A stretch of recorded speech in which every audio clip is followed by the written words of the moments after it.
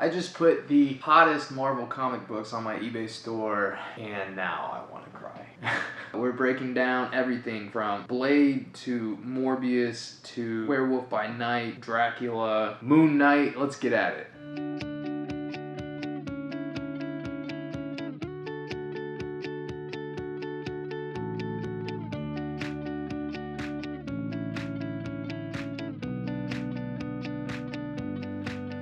These comics I just dropped in my store are amazing.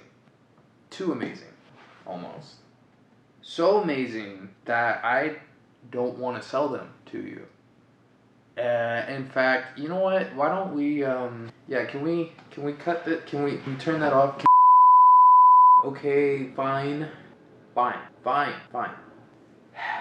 Just checked my bank account, and apparently I don't really have a choice about selling these. So, great. Every day with this store, it's a struggle to remember that I want my production company more than I want this kick-ass stuff. So, you know, just be glad. I got stuff in the comic book store today that you can spend the next 20 years of your life hounding comic book store to comic book store, and you will not find half of these. Let me just say one last thing. Whoever said don't get high on your own supply definitely knew a thing or two about the rough and tumble world of comic books. Tony. Moving on. So what's got me so bent out of shape? For starters, we're talking about one of the most singularly cool franchises that has ever existed. Comic books or movie, whatever. The Fantastic movie? And it was a Marvel comic in 1973. Today we're talking Blade. Blade. Blade? Blade. Blade. His name is Blade. It's Blade. It's the Daywalker. Blade, baby. As if this wasn't clear enough. But that is only the start, people, because today we're going to talk about Morbius, we're going to talk about Tomb of Dracula, Werewolf by Night, and Moon Knight. Because not only are all of these comic books characters and plots intimately interwoven, but they're also all hitting the store today. Because I, like many of these characters, am also a monster. Let's get it! So not only are you going to have a chance to learn about all these great books and probably watch some of their theater adaptations either right now or imminently, but you're going to be able to buy these bad boys basically as soon as you see this video, if they're still available. Act quick.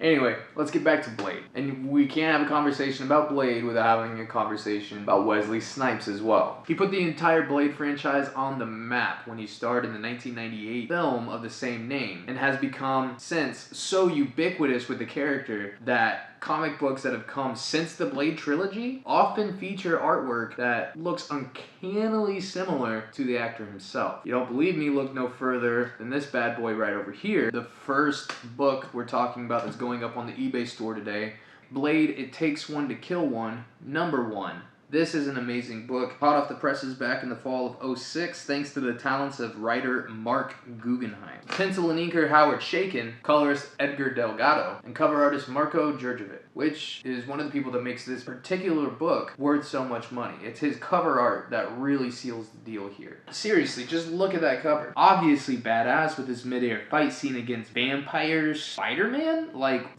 what? Like that's a thing? Seeing that, I expected Blade inside the book to look like Blade on the cover of the book. I was going into it thinking I was gonna basically see character art of Wesley Snipes whooping up on Spider-Vamp over here. What I got instead when I opened the book was a kind of hybrid between the Blade on the cover and what I would call classic Blade character art. You know, like from the original Blade comic books. You got that super 70s vibe. Now, as I was reading through the book, I started coming up with theories as to why there was a discrepancy between the cover and interior character art for Blade. And I gotta be honest, a lot of my theories weren't friendly ones. Because I didn't like that there was a discrepancy in the first place. You know, the cover is supposed to sell me more than the cover itself. It's supposed to sell me on what's inside the book. At least, you know, that's how I feel about it when I approach a cover. This is not Nam, this is bowling. There are rules. I don't know, when I get something different inside,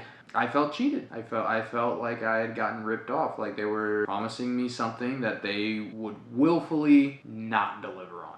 Am I the only one around here who gives a shit about the rules? But I'm glad I didn't stop reading after a couple pages, after I came up with that gut feeling. I'm glad that I made it all the way through because I stumbled on a page that was all type, all text. And it was a letter to the reader from writer Mark Guggenheim. I hope you aren't a fan of Blade. He's clearly a writer because that open had me hook, line, and sinker. What do you mean, I hope you're not a fan of Blade? Why on earth would you be hoping that? With that first line, he does more than simply reel his reader in. He splits them into two camps. OG Blade fans over here, those 5 people who read Blade's other comic appearances, and the movie nerds in the other, whose filmic feast of 3 features and a TV show left them unsated and stumbling still, hungry into their local comic cafeteria, craving a new vein to tap. A fantastic kickboxing vampire movie. Luckily for all, this book satisfies both camps while still leaving its reader hungry for more. Narratively, it pulls double duty as Blade stakes everything possible in his A story. From new enemy Spider-Vamp to embroiled nemesis Dracula, to a class of blood-sucking 4th graders, to a cadre of vampiric shield agents, as well as a compelling B story that takes us back in time to Blade's origin, in which the vampire Deacon Frost feeds upon Blade's mother as she gives birth to our hero in a Victorian-era London brothel. Psst. Remember that name Deacon Frost, it might come up on a test later. This window in time is artfully woven together with the rest of the story, giving us explosive action for the OGs while stitching it together with some important origin information for the young bloods like yours truly. A book like this one that intentionally bridges the gap between old Blade readers and new Blade watchers is even more relevant now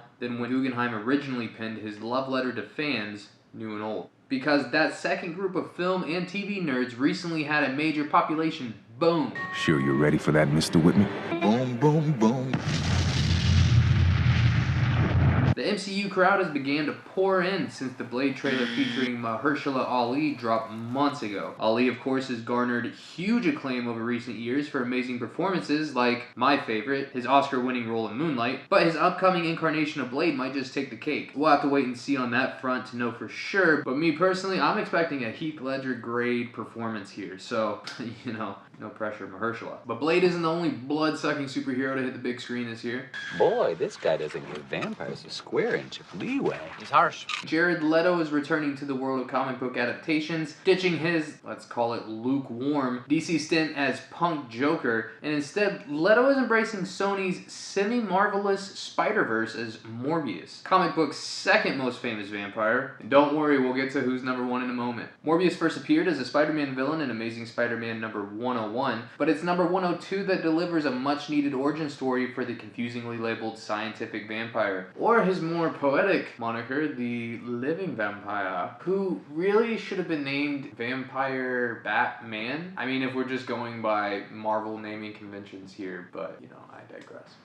Basically, Nobel-winning hematologist Dr. Michael Morbius finds out he himself has a rare and terminal blood disease, so he derives an experimental cure. First, bat DNA, they never explain why bats, is distilled into a serum, they don't say how, that Morbius takes, yeah, they never show when or how. Then, does he subject himself to some form of electroshock therapy, lighting himself up like a Roman candle with 1.21 gigawatts! Yeah.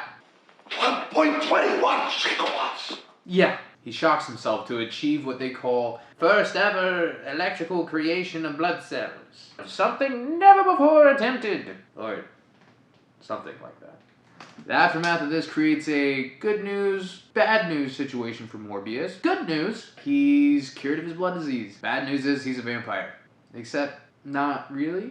He is now part bat and part man, giving him a bunch of vampire-like powers with some different rules than, say, Dracula. Like, he has no aversion to garlic and crosses, and sunlight is non-lethal, though it's not his favorite. His thirst for blood, however, is just as all-consuming as any supernatural vampires, which his assistant and best friend Nikos finds out to his doom. After killing and feeding on Nikos, Morbius is horrified with what he's become, and fearing he might attack his fiancée, throws himself bodily overboard and drowns. At least, least the human half of him dies underwater. The beast, however, claws its way to the surface, boarding the next ship foolish enough to save a seemingly dying man. Morbius's more bestial self dominates his original incarnation for years as he sporadically appears to play a second villainous fiddle to Spider-Man and friends. But eventually, his more human half revivifies, and with it comes a new element the two-dimensional villain Morbius hadn't had since his debut: remorse. It's also in this more introspective period that Morbius and Blade first meet. Morbius comically thinks Blade is a lunatic that is LARPing as a vampire hunter, and Blade is shook when classic anti-vampire weapons have no effect on the scientific vampire. They soon part ways like two confused ships in the night and don't see each other again until the Midnight Suns story arc in the early 90s. Bringing us to the next book hitting the store, Morbius #1,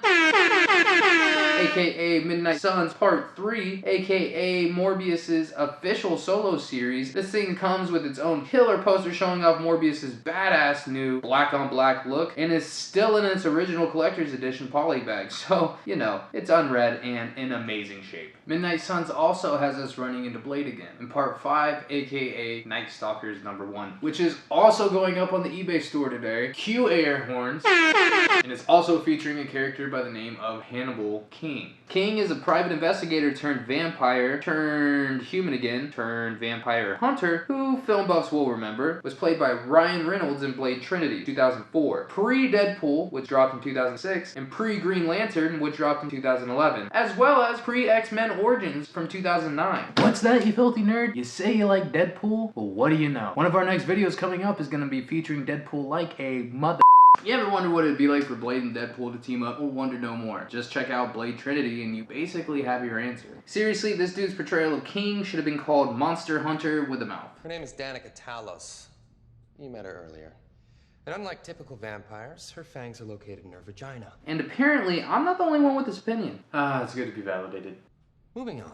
According to an article on Screen Rant by Liam McGuire, an unnamed studio exec phoned Reynolds after having seen Blade Trinity and told him, "They have a cast Deadpool, you're the only option," or something like that. The exec felt so strongly about this, he actually mailed Deadpool comic to Reynolds, who at the time wasn't a big comic book guy. Until the first issue he read featured a panel in which Deadpool calls himself a mix between Ryan Reynolds and a Shar-Pei. This is fortuitous for a couple reasons. Not just because Blade Trinity acts as a launching pad for Ryan Reynolds and Deadpool in one of those rare moments where an actor becomes synonymous with their character, simultaneously jettisoning both a career and a franchise, but it's also a landing pad for another set of actors inextricably linked with their franchise.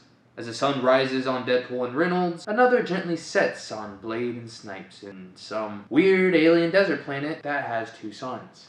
Looking at you, Tatooine. Where were we? Oh yeah, Hannibal King. Blade gets his start the same place King does. Same place a lot of comic vampires do, actually. The notorious Deacon Frost. Not only is Deacon Frost the one who turned Hannibal King, he's also the vamp that bit Blade's mother as she gave birth, causing Blade to become a blood-hungry hybrid. You spent your whole life looking for the vampire who bit your mother. Well, here I am. And Deacon Frost gets his start the same place they all ultimately do. Same place all vampires basically get their start in the Marvel Universe. Tomb of Dracula, aka the #1 most famous vampire in comics. You gotta be kidding. Well, I mean, really, in all of fiction. He basically created the genre. Sure, vampires and stories of vampires and folklore and out in Eastern Europe have existed for a long time, but let's be real, before Bram Stoker dropped his Victorian era classic, there was no popular culture surrounding vampires, certainly not Dracula. Also, just a quick aside here, that's not some, throwaway little line. Bram Stoker's Dracula is one of the best stories ever written, period. If you haven't read it, stop what you're doing. Like, pause, but throw away your computer, go get that book. It's good. Dracula is the origin point for every vampire in Marvel's canon, as explained in Blade Trinity. Nobody really knows the specifics of his origin, but we do know this. He was the first of his kind. The patriarch of Hominis Nocturna. So likewise, most vampires' first appearances happen in the Tomb of Dracula books. Even half-vamps like Blade, for instance. His first appearance is Tomb of Dracula number 10, currently going on average for about $30,000, but really, really nice ones can go for 10 or 20 grand. Unfortunately, we don't have one of those amazing copies of Blade's first appearance dropping on our store today. Cue booze. No, but what we do have instead is Tomb of Dracula number 2!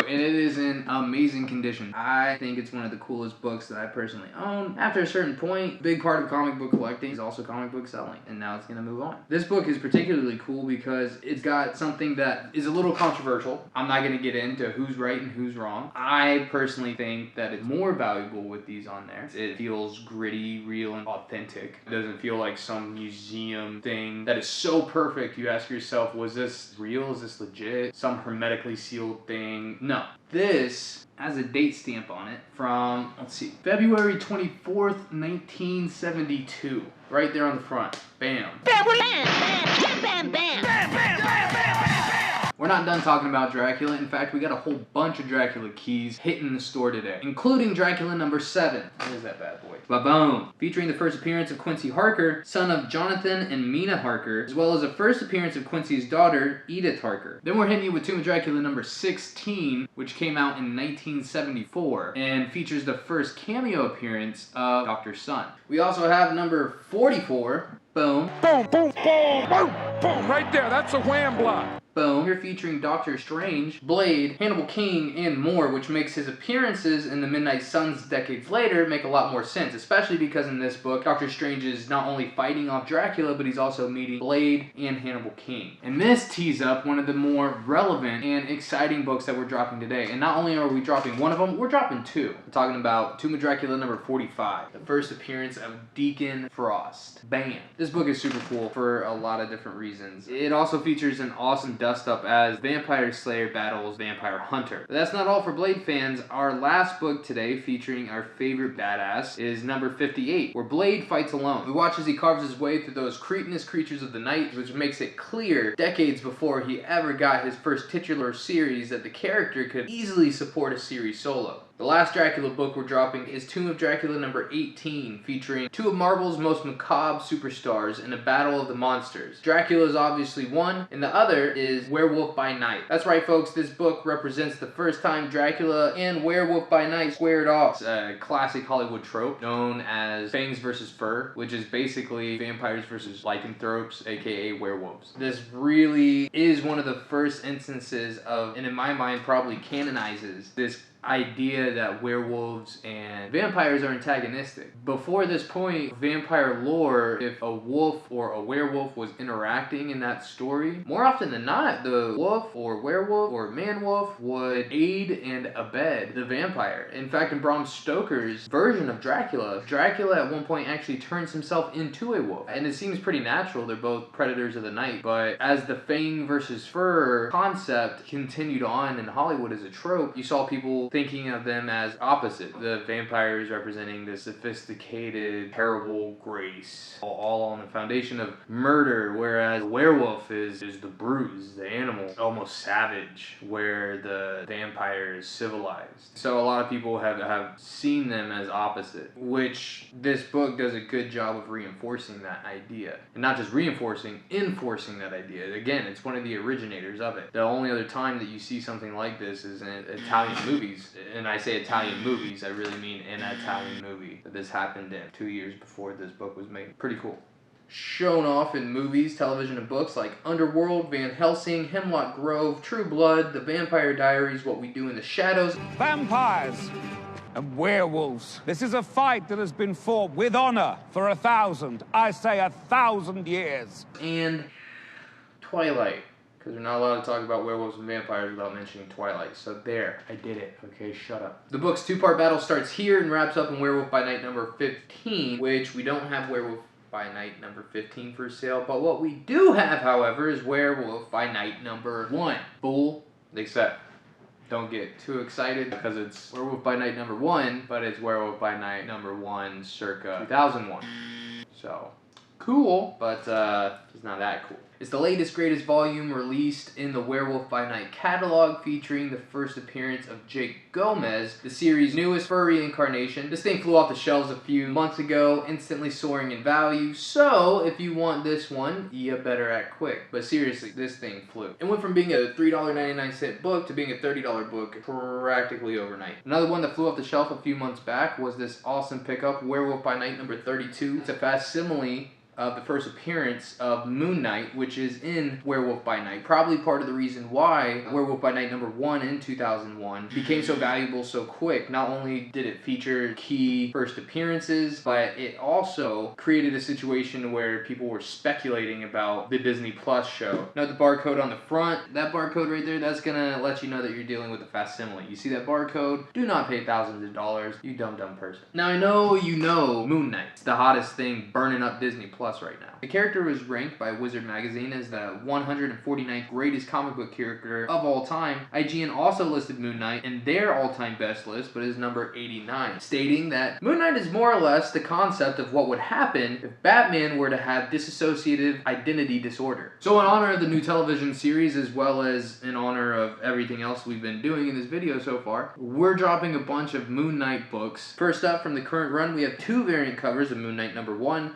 The first is from John Romita Jr., classic cover artist famous for his work on The Punisher, Spider-Man, and the second is from E.M. Geist, whose gritty realism makes for one of my favorite interpretations of issue 1's cover art. Next, we have 2 issue number 2s, starting with the badass cover A and ending with the more elegant cover B, done by Peach Momoko. Then we're dropping number 3, which is an important key issue featuring the first appearance of Hunter's Moon, who had a cameo in issue number 1 of this same run. Issue number 4 is another cover A and variant drop, this one a Stormbreaker edition featuring the art of Joshua Cassera, who features Venom. And last is issue number 5, so in a nutshell, we're dropping 1 through 5, as well as some variant editions in the mix from the current volume in the series. Why don't we just move these real quick. Now that we got the new Moon Knight out of the way, that's all polished and Hollywoodized, let's talk about the old Moon Knight. Let's talk about OG Moon Knight. Let's talk about a true lunatic. Like his second solo series from the early 90s, Mark Spector Moon Knight, we're going to start with some familiar faces like Ghost Rider in issue number 25. Not only is it the first time that this duo teams up, but it's also a newsstand variant, so I really don't got to tell you that this isn't going to last on the store for long. Next up, we have another great issue of Mark Spector Moon Knight. This one's number 35, featuring Shadow Knight, bomb-ass key. And then wrapping up our Mark Spector Moon Knight series, and it's a really awesome cover featuring Punisher, who's just absolutely murking the front cover. Oh, and this is Moon Knight number 36, by the way. Must have for any Marvel fan looking for books with a more gritty edge. This is the first time we see the transformation happen. The book beforehand features Mark Spector, aka Moon Knight's brother, Randall, showing up for the first time ever. Then the following book, number 36, is the first time we see Randall go from being brother to becoming Shadow Knight, who is a nemesis of Moon Knight's, I think. I don't really know. Shadowy implies villainous, so yeah, you know what? I'm not gonna look it up. You look it up. Go check it out. I don't know. It sounds like a villain. We're all discovering Moon Knight right now. He was always one of those characters that just kind of showed up and was always alluded to, and you never really knew that much about him.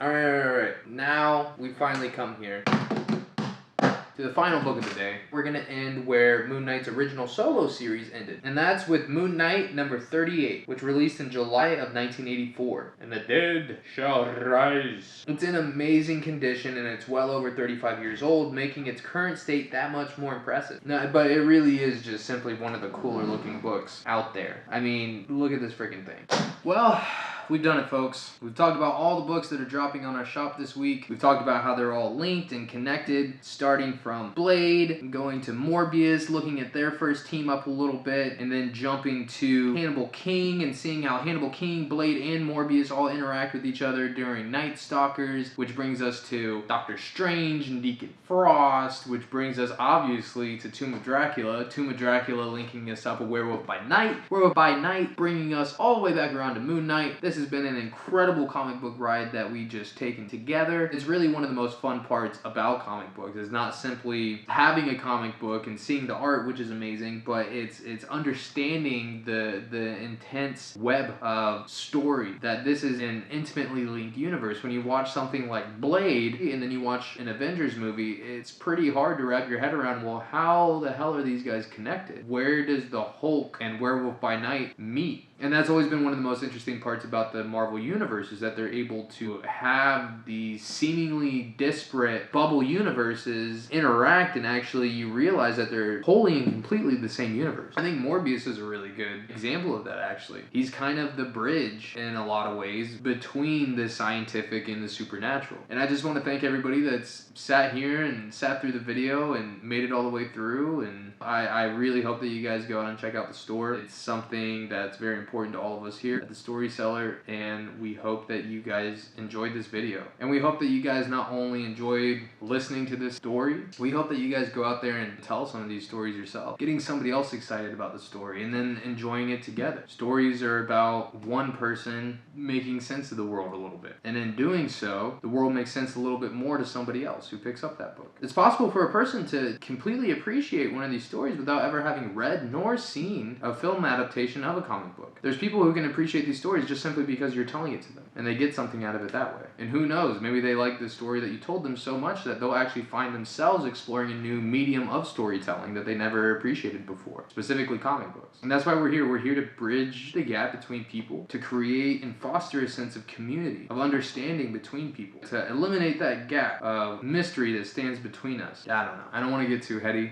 because at the end of the day, we're just selling comic books here. The story is deeply ingrained in what it means to be human. Culture and society is just a story we keep telling ourselves and agreeing upon and tweaking. So let's keep telling stories and agreeing upon them and disagreeing upon them, and then tweaking them and then agreeing upon that, and then later disagreeing upon it and tweaking it some more. Eventually we'll get it right. So stick with us, because like people, eventually the story seller is going to get it right too. And when we do, you'll be happy you're there. Until next time, folks, happy reading, happy watching, happy telling, happy stories, even if they're sad. You want to watch Blade tonight? Yes. Please check out the links and make sure that you find your way over to that store so that you can pick up some of these books before they're gone, because they are going to be gone quick. Even if I never release this video, these books are going to go just on the strength of their own merit. They're incredible books that anybody would be lucky to have. When I tell you I wish I wasn't selling these, I wish I wasn't.